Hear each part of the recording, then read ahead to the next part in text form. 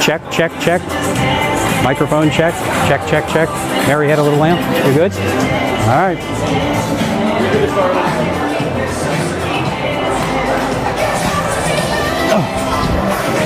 All right, Mr. Moran, I think they're ready.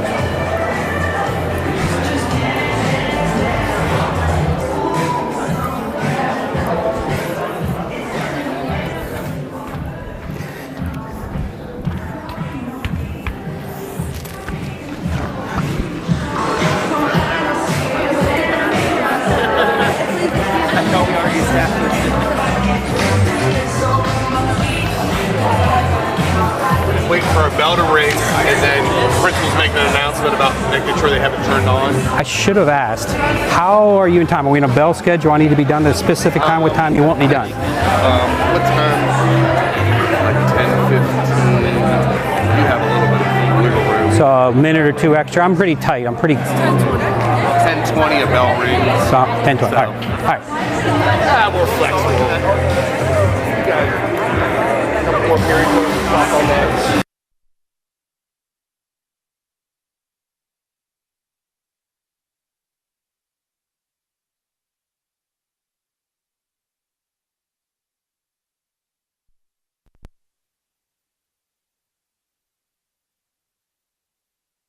The music? Yeah. All right.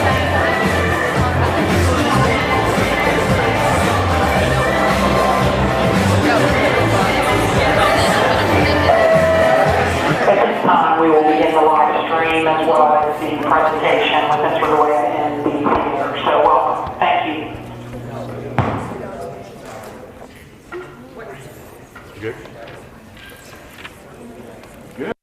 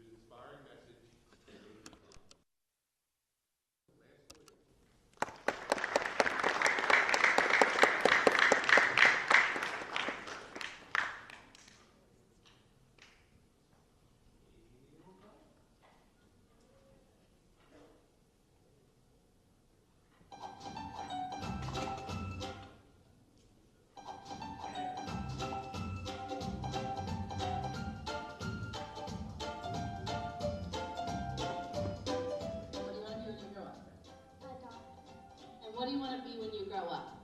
An artist, a teacher, and a babysitter. I want to be a police, a doctor, I want to be a lawyer. I want to be an astronaut, a ballerina, and a singer. A scarecrow. A dinosaur. CJ wants to be a Waffle House worker. Oh. When Joey grows up, he wants to do nothing. Just wants to do what my mom says. What would you like to be when you grow up? He wants to be a snack. A cook, but I don't really know how to actually cook.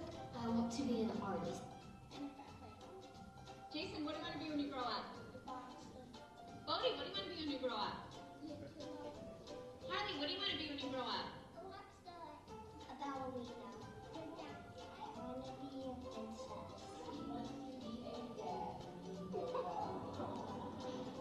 I want to be a firefighter. I do not know. I'm still working on that.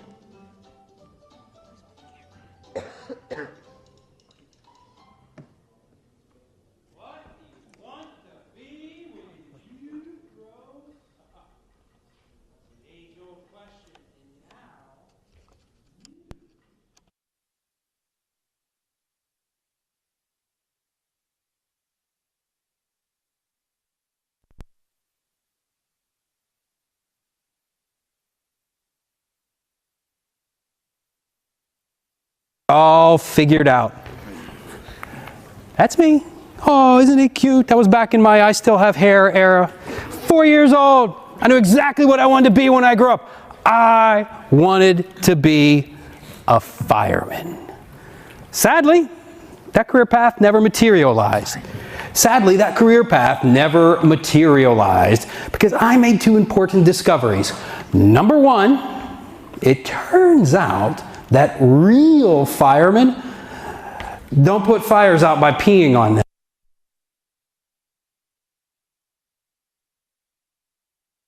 I discovered that where I grew up, they don't pay firemen to put out fires. They're all volunteers.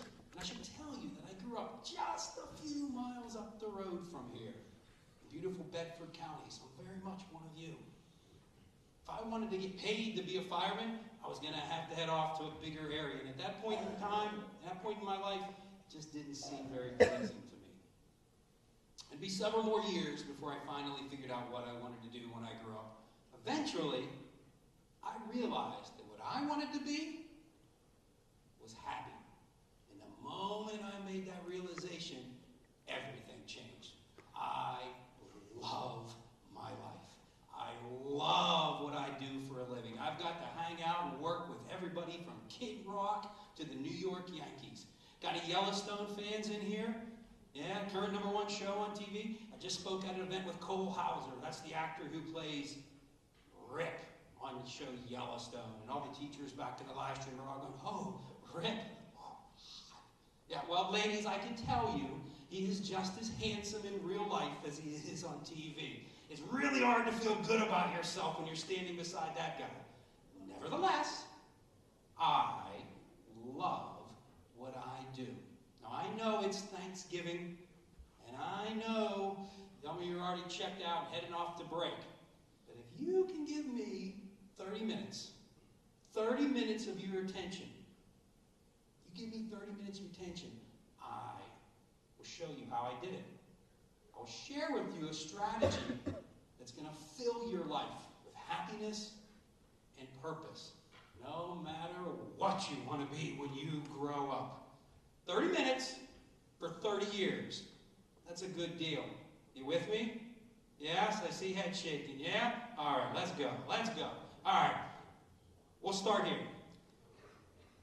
Some of you, when you graduate, are going to head off and go straight into the workforce. You're going to get a job being in the workforce. Some of you are going to head off to college or trade school. You're going to work your way into the workforce. Some are going to work your way through college. Some of you are going to head off into the military, and you're going to make a career of it. And you're going to give it honored and thanked for your service, and it's going to be a very noble choice. Some of you are going to go into the military, use your training, what you learned there, to then go into the workforce. Some of you are going to go into the military, use your GI Bill, and pay for college, have them pay for college, and then go into the workforce. Some of you are going to go to college, and then realize you got to pay back those student loans, so you'll go into the military, maybe through the reserves, maybe through the Army National Guard, have them pay for your college, and then go into the workforce. As you can see, there are any number of paths that can get you where you want to go. The Labor Department says the average American will have 12 different jobs in their lifetime, as many as 5 different careers. The one string that links all of those paths together is what we're going to talk about today. Now, there is another 4th path, the path of the entrepreneur. And that's the path I started out on. Like a lot of you, I used to cut my grandmother's grass when I was a teenager. Oh, she just push mowed. Big yard. I'd push that thing back and forth. It was a hard, hard job. One day that push mower broke. My grandmother decided she was going to buy a riding mower, a tractor. No more push mower for me. I was so glad to get rid of that thing. So we go to the store, and I say, Grandma, this is nice, but we don't have any room in the garage. Where are we going to store a tractor? And she says, I'm going to buy one of them storage sheds. Now, you see those pre-built storage sheds everywhere now. Back then, they're the latest craze. So we go buy the tractor.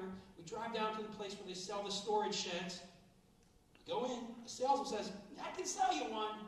but so many people want them, it's going to be 10 to 12 weeks before I can get it to you. 10 to 12 weeks? That's practically the entire summer.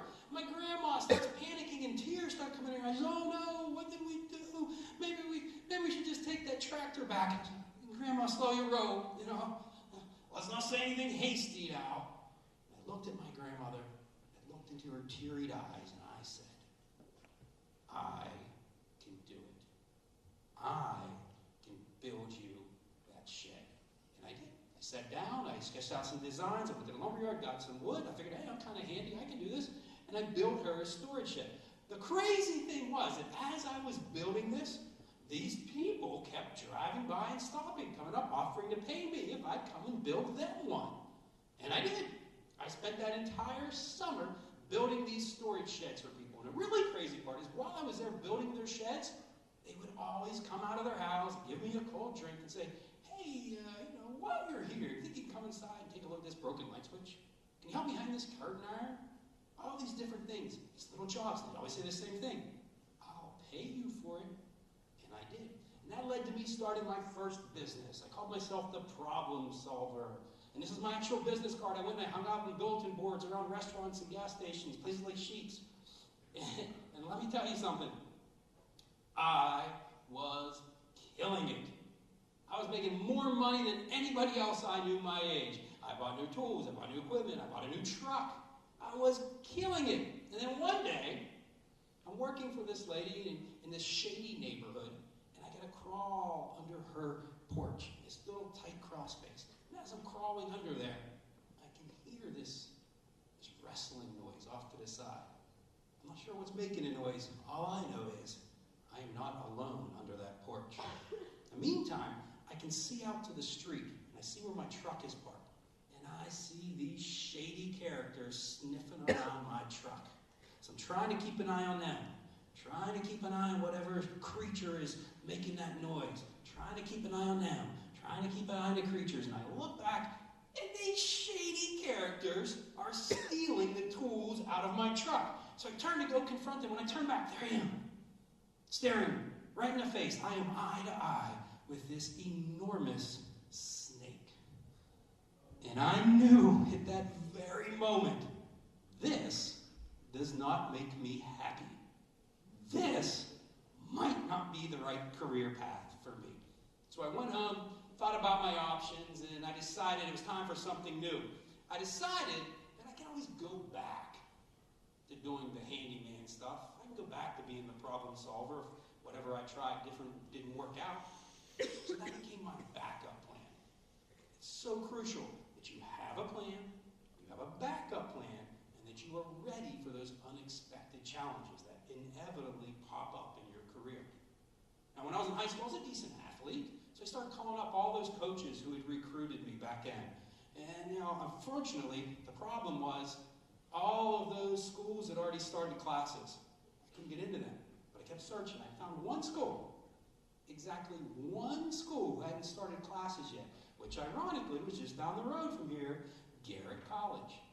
So I went down, met with the coach, signed up for classes, but because it was so close to the start of the school year, most of their classes were already filled up. So they put me in these 2 theater classes.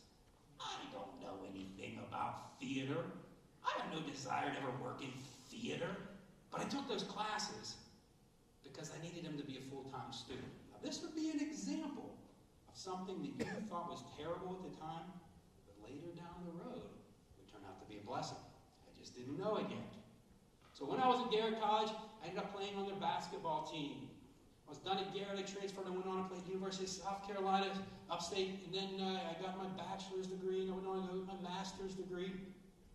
In my very last college class I ever took as a student, I met this old guy in class. Now, he wasn't really that old. He was probably in his late 30s, but to me at the time, he seemed very old. He approached me after class. He said, you've got something. Would you be interested in a job at the place where I work? And you're going to encounter these people in your life. They're going to see something in you that you might not even see in yourself yet. Some untapped talent.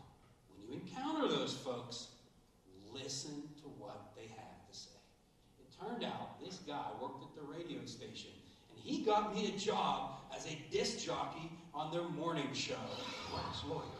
When I don't like you, you've got problems. Oh, 99.1. Hey, we got the Chocolate Street Pretty tickets coming up at the top of the hour right now. It's NSYNC on Power 99.1. Yes, thank you. I love that job. It was so much fun. I met everybody doing that job. Problem was, the caveat of that job is, I wasn't just on air.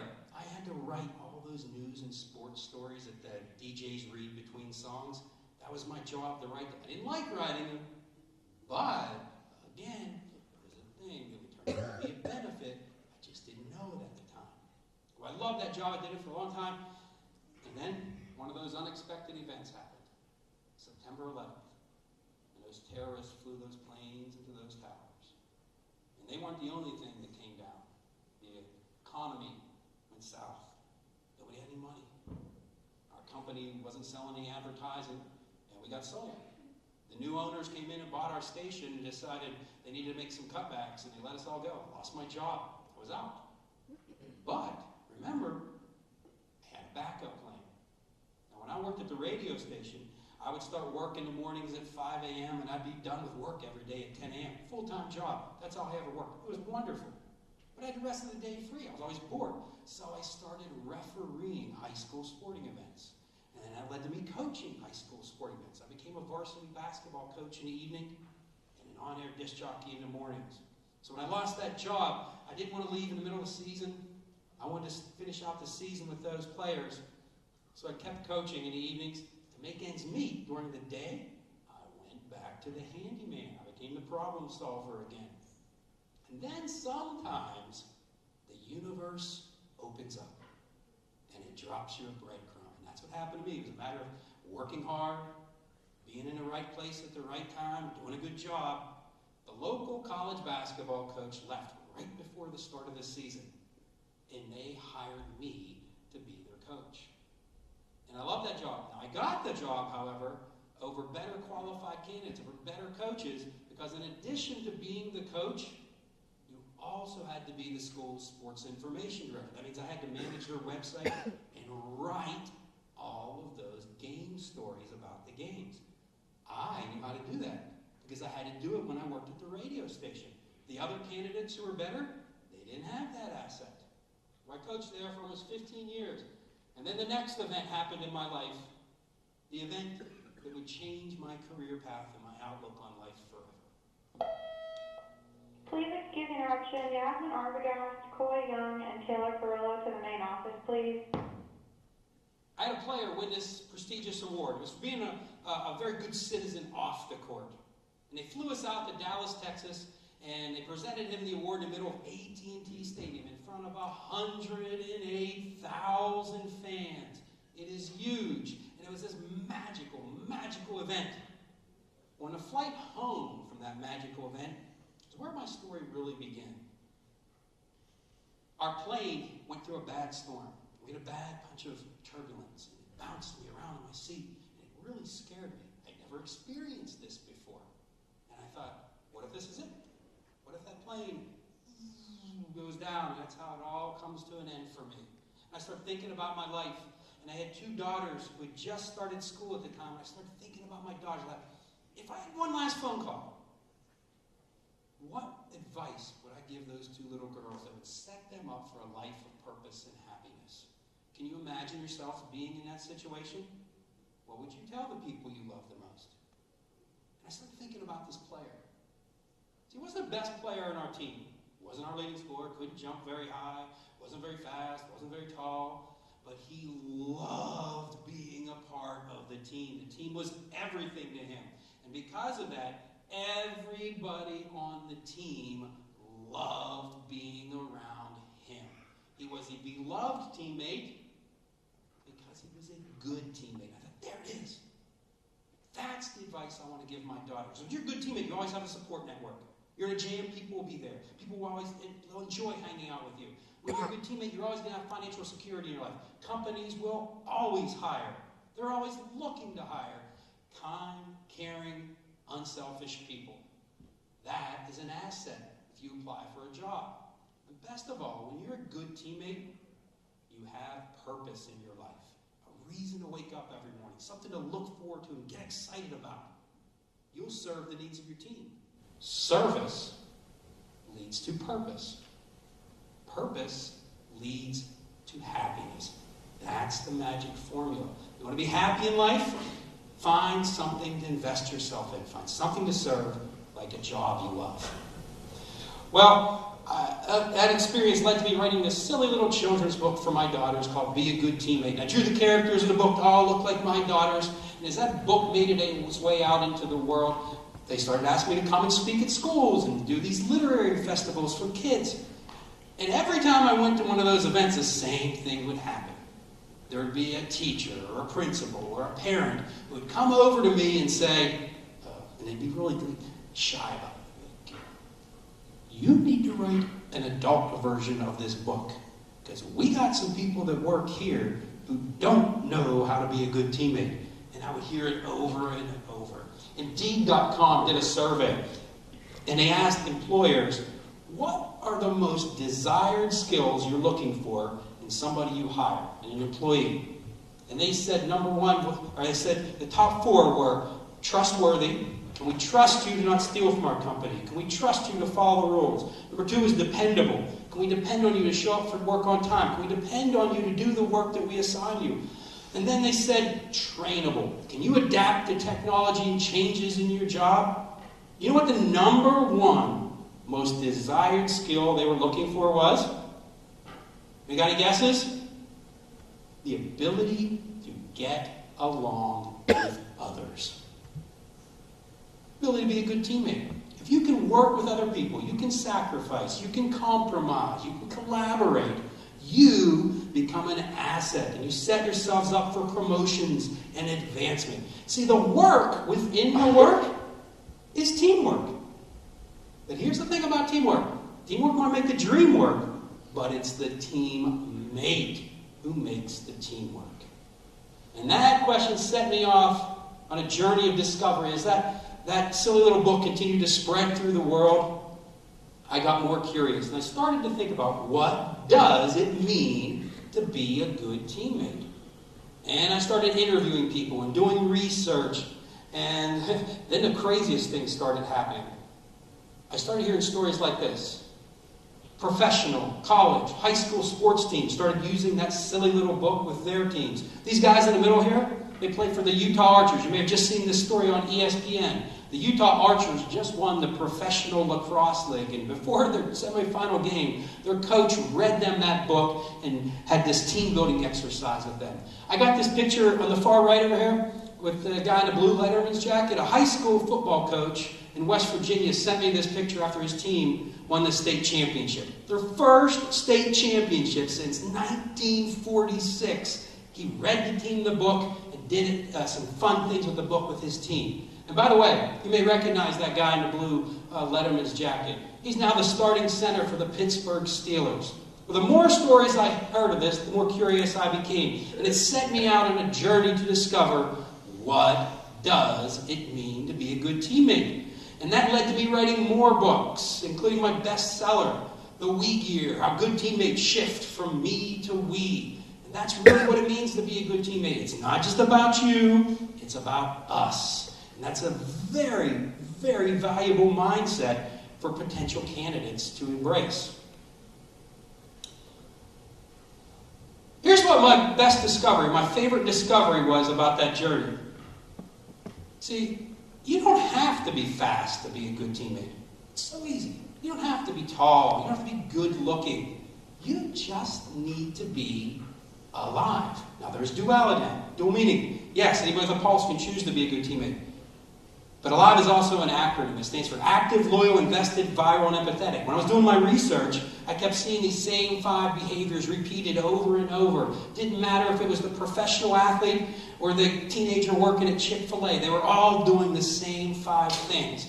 Active means you see a problem, you do something about it. You don't blame, shame, or complain. You don't point fingers. You don't say things like, not my job, not my responsibility. You do something about it. Imagine working in a restaurant, working at Chick-fil-A. You walk down the aisle and you see a customer spill their drink. A bad employee would look at that and say, ooh, sorry about that. A good teammate employee will look at that, immediately grab a mop, go get napkins, go help them clean it up. That's a valuable employee. That's the one that gets promoted. Now, I like to refer to those actions good teammates take as being good teammate moves. Think about it. Makes sense, right? A good teammate move. If you're a basketball player, got any basketball players in here? Any athletes? Football players? Yeah, you have moves, right? Basketball players go between the legs, behind the back. More moves you have, better basketball player. Got any dancers in here? Yes, you plie, you jete, you linda. I don't know. Whatever's popular on TikTok this week. More dance moves you have, better dancer you are. Same thing for good teammates. The more good teammate moves you make, the more valuable you become. A good teammate move can be something as simple as helping somebody clean up their spilled drink, holding a door for somebody whose hands are full, staying behind after work even though your shift is over to help a struggling coworker. Those little moves add up. Now I'm curious, how many of you, show of hands, have a job right now or had a job over the summer? Yes? How many of you worked in fast food in some way? Worked at a fast food restaurant? Who did? You did? You still do? Come on. Hey, we need some help up here. I'm going to teach you something very valuable. Come on up here. Come on, you're nice and tall. You can hop up on stage. Give him some love. All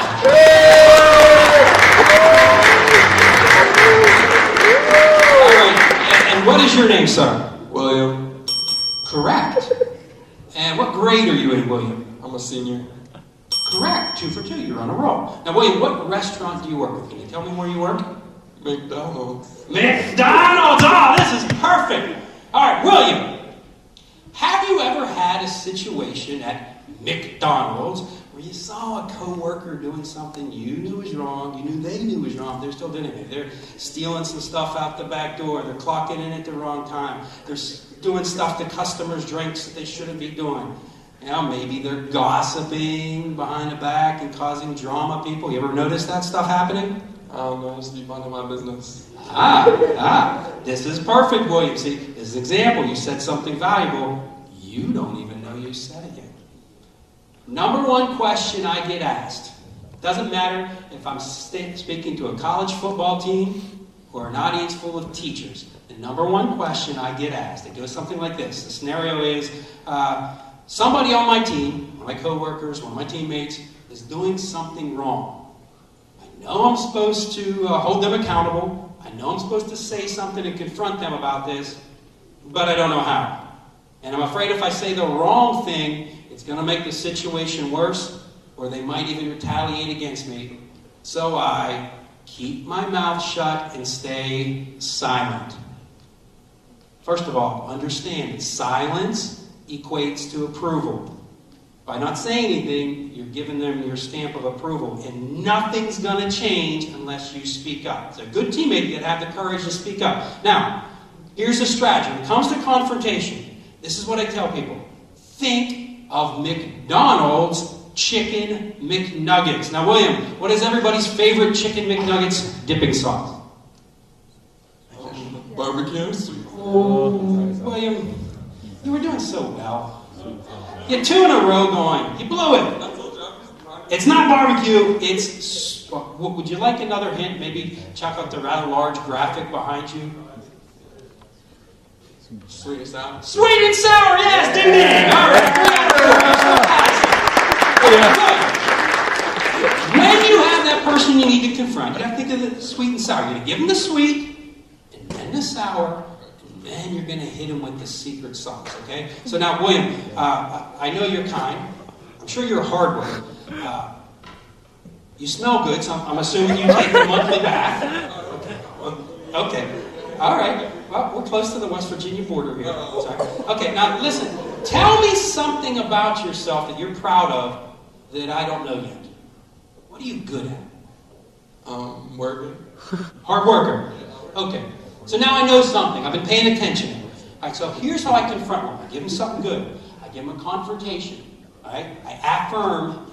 Before I give the confrontation, I give him the affirmation. So I go, William, man, you're a good dude. You're a hard worker. You smell good. Take care of yourself. But you got to stop cheating the closeout shift. You're not doing everything on a checklist. It's messing up the people who open in the morning. How are we ever going to open on time if you keep doing that? William, you're the fastest player in our team, but you got to stop showing up late for practice. It's messing up our start. How are we ever going to win a championship with you doing that? See what I did? I got his attention. I stroked his ego with the positive thing. Okay? That's the affirmation. I gave him the problem. That's the confrontation. Then I hit him with the secret sauce. Now, any of you have a desire to go into law enforcement, work for the FBI or anything? Yes? I see some hands. This is classic negotiation, hostage negotiation. That open-ended question at the end, because it puts all of it back on him without it being a big blow-up confrontation. If you can remember that strategy, give him the sweet, the sour, then hit him with that open-ended question, the secret sauce. You can remember that, you are going to get yourself promoted, you are going to get yourself noticed at work, and you're going to set yourself up for success. All right? Hey, William, thank you for the help. Give him a big round of applause. Next behavior is loyal. Loyalty is a prevalent misunderstood virtue. Most people think of loyalty as being this reciprocal agreement, as in, I'll get your back if you get my back. That's not loyalty. That's bartering.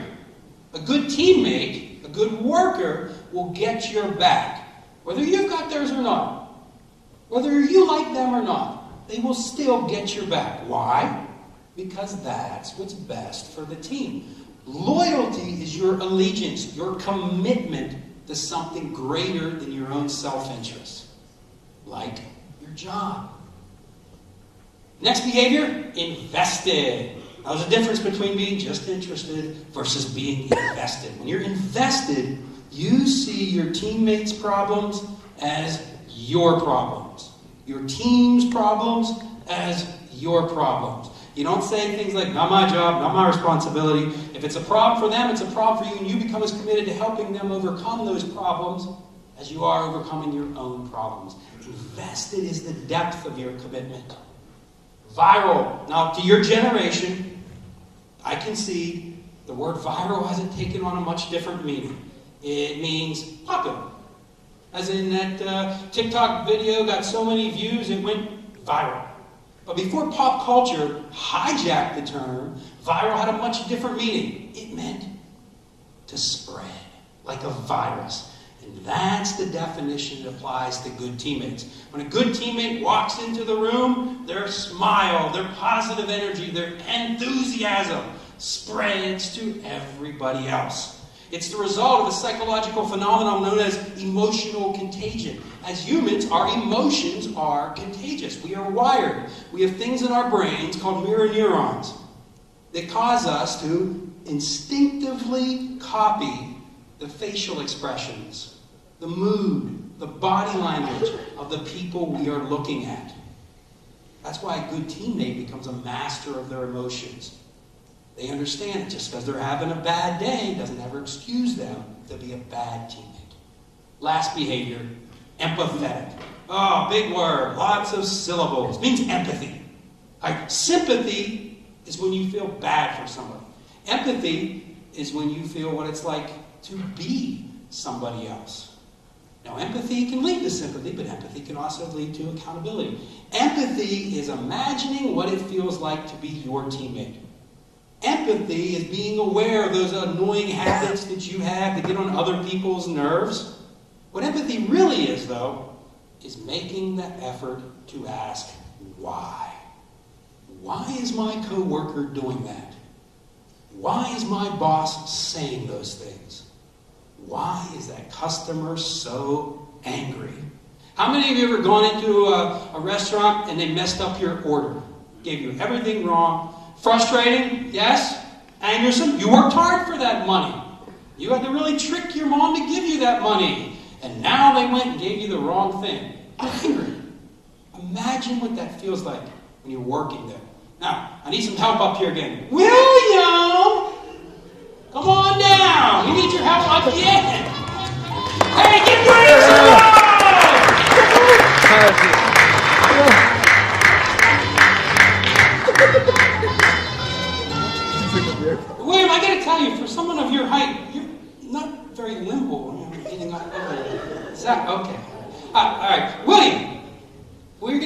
helper. I'm going to teach you a strategy for how to deal with difficult customers.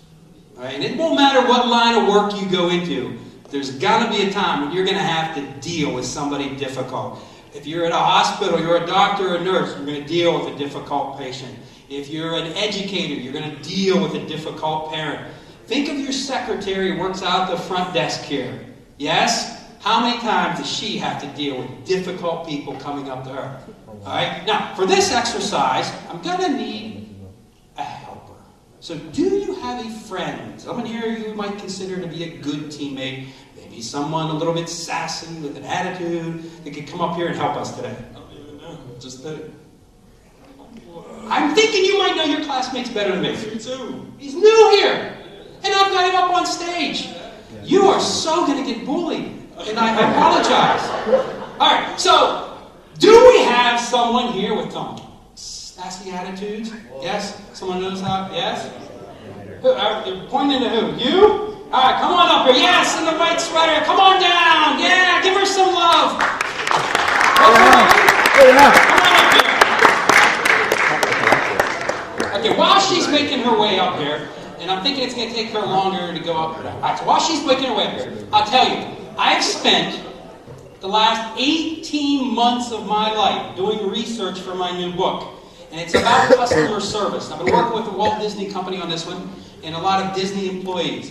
And it's about how to be a good teammate to your customers. And what I've noticed, when good teammates get confronted with those angry, difficult, upset customers, good teammates have a strategy. They get nice and furry. F-U-R.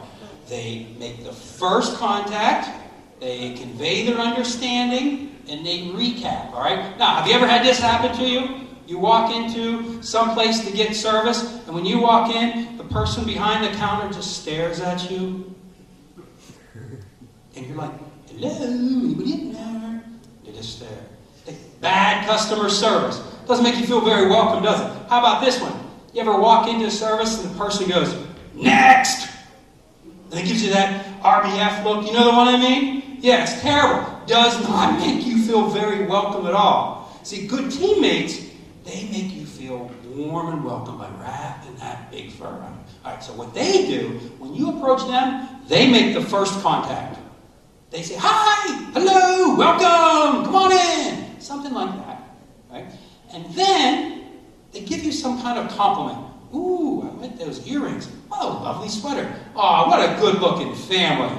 And then they say, how can I help you today? Just by doing that, just by making first contact, they automatically turn down the temperature of the confrontation.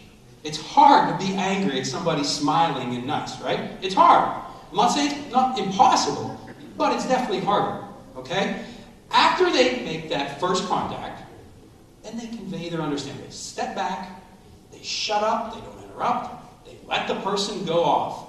And as they're going off, they nod their head. Ooh.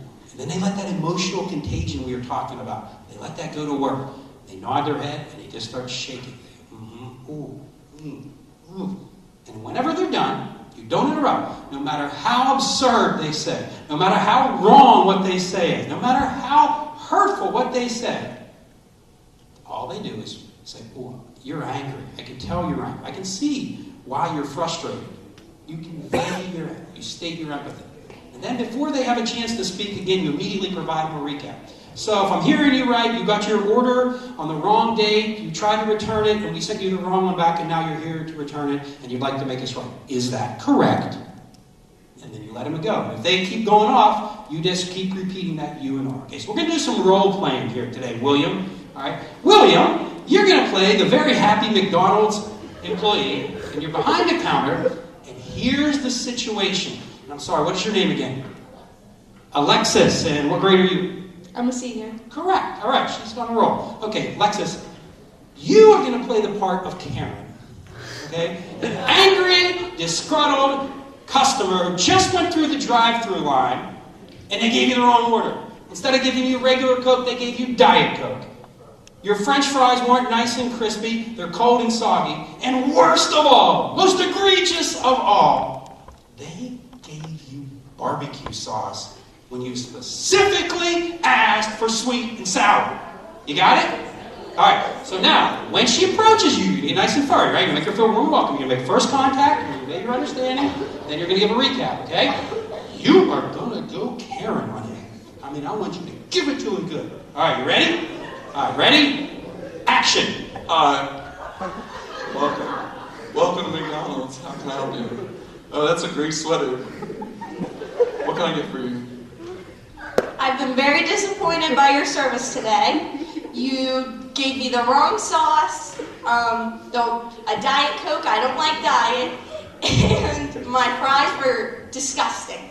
Remember, as she's talking, what are you doing? What's he doing? Naughty. What was the last problem? Sauce. The sauce, disgusting. Now do that thing that all Karens do. Let me tell you something. I hate barbecue. I like sweet and sour. All right, now, make her understand. Okay, that's great. It's okay. It's okay. How is she feeling right now? Is she happy? Sure. She wants to be. She's angry. Yeah. Tell her, I can see why you're frustrated. I can see why you're mad. Now, give her the recap of everything she just told you. So let me see if I got this straight. Okay, let me see if I got this straight. Your sauce was wrong. Your food was wrong. It just sounds like you're having a real bad day. Now we got a little work to do with this, okay? But this strategy, I cannot tell you how effective it can be. All right, now, did we tell her she was wrong? No, not necessarily. She might be right. Right? She's probably bonkers, but she might be right. Okay? So did he admit guilt? No, he said, "Oh, you're upset. I can see why you're upset. What do you want?" Eventually, you just keep repeating those until you either wear her down or you win her over. Okay? Hey, these guys were great for sharing their talents. So let's give them a round of applause.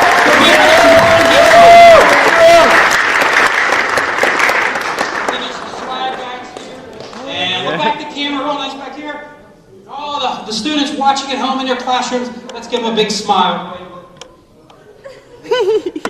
All right, give them a round of applause.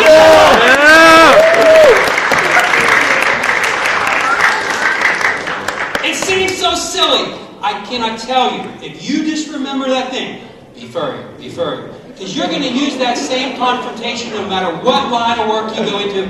And that's fire. If you grow up to be in some kind of relationship, boyfriend, girlfriend, wife, husband, you're going to need this skill too. You grow up to be a parent, you're definitely going to need this skill.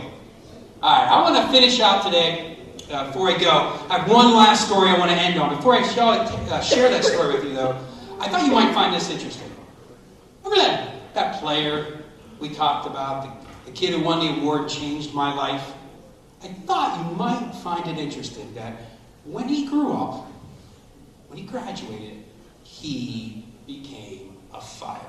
And not the kind that pee on fires either, the real kind. Right? He makes a good living doing his job. And he uses those be a good teammate skills every day to be a good employee, a good spouse, and a good husband.